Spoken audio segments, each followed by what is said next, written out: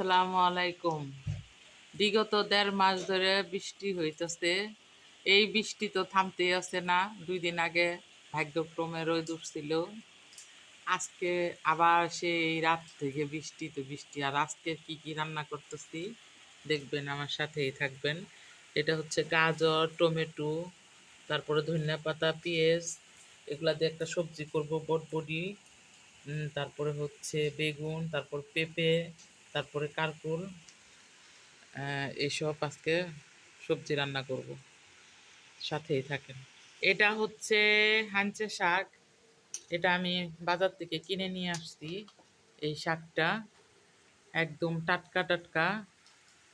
কে কে এই শাকটা পছন্দ করেন জানাবেন। হাঞ্চে শাক খেতে অনেক ভালো লাগে। গ্রাম অঞ্চলে ক্ষেতের বাতর বুতরে পাওয়া যায়। আজকে আমি এটা সুন্দর করে ভেজে খাবো। এটা আমি বাজার থেকে কিনে নিয়ে আসছি। আর এটা হচ্ছে আমার সবজি, সব কিছু দিয়ে করা। এটা রান্না করব, সাথেই থাকেন। সবজির জন্য আমি মুরগি কেটে নিছি। এইভাবে আমি ১ পিস খাবো প্রতিদিন। এইভাবে আমি ৪টা পিস করছি, রেখে দিছি। আমি একটা পিস খাবো ১ সপ্তাহে। এইভাবে আমি কেটে নিছি। আর এগুলো আমি ছোট ছোট করে আলাদা করে নিব। আমি এখন বুট, গাজর, শসা, তারপরে হচ্ছে টমেটো, ধনেপাতা আর লেবুর রস সাথে থাকবে।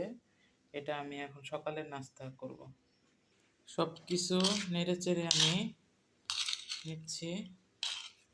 আপনারা শসার ছাল ফেলাবেন না। শসার ছাল ফেলালে গুণগণ থাকে না।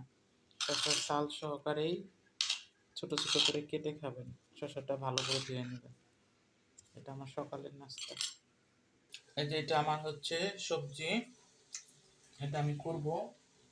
এখন শাক সিদ্ধ দিছি, শাকটাই হলে ভাজি করে ফেলবো। এটা হচ্ছে আজকে আমার আমার কিচেন সবজি। সাথেই থাক। বৃষ্টি থামতেই আছে না, থামতেই আছে না, বৃষ্টি পড়তেই আছে অনবর অনবর বৃষ্টি পড়তেছে। বাসাটা আবার পচে গেছে।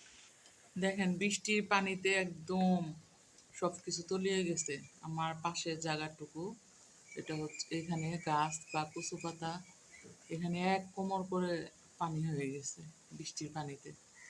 এত বৃষ্টি, অনবর বৃষ্টি পড়তেছে। ৪টা মাস ধরে বৃষ্টি, এত বৃষ্টি।